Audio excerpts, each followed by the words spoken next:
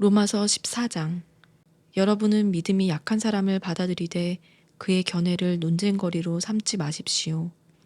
어떤 사람은 모든 음식을 먹을 만한 믿음이 있으나 믿음이 연약한 사람은 채소만 먹습니다.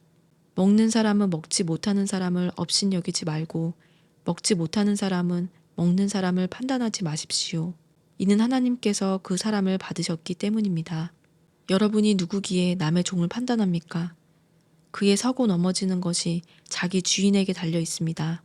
주께서 그를 세우실 수 있으니 그가 세움을 받을 것입니다. 어떤 사람은 이 날을 저 날보다 중요하게 생각하고 어떤 사람은 모든 날이 똑같다고 생각합니다.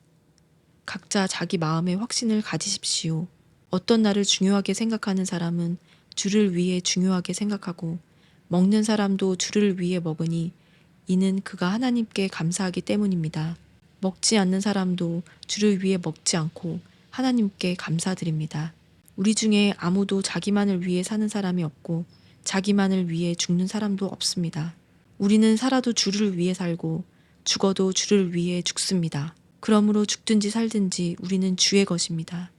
이를 위해 그리스도께서 죽었다가 다시 살아나셨으니 이는 죽은 사람과 산 사람의 주가 되시기 위함이었습니다. 그런데 그대는 왜 그대의 형제를 판단합니까? 왜 그대의 형제를 업신여깁니까? 우리가 모두 하나님의 심판대 앞에 설 텐데 말입니다. 기록되기를 주께서 말씀하시기를 내가 살아있으니 모든 무릎이 내 앞에 꿇을 것이요 모든 혀가 하나님께 찬양할 것이다 라고 했습니다.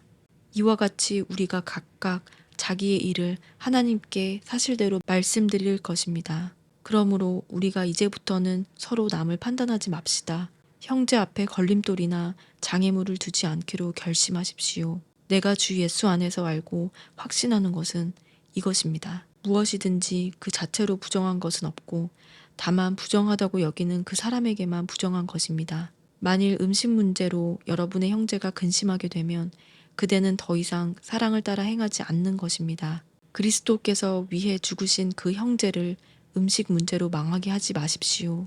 그러므로 여러분의 선한 것이 비방을 받지 않도록 하십시오. 하나님의 나라는 먹고 마시는 것이 아니라 성령 안에서 의와 평강과 기쁨입니다. 그리스도를 이렇게 섬기는 사람은 하나님을 기쁘시게 하고 사람에게도 인정을 받습니다. 그러므로 화평을 이루고 서로 세워주는 일에 힘씁시다. 음식 문제로 인해 하나님의 일을 망치지 않도록 하십시오. 모든 것이 다 깨끗하나 다른 사람을 넘어지게 하면서 먹는 그 사람에게는 불결합니다. 고기도 먹지 않고 포도주도 마시지 않고 형제를 넘어지게 하는 어떤 일도 하지 않는 것이 좋습니다. 그대가 가지고 있는 믿음을 하나님 앞에서 스스로 견고히 지키십시오.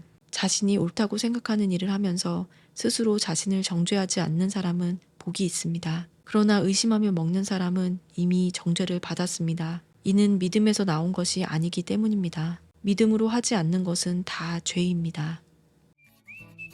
구독, 좋아요, 알림 설정을 사랑입니다.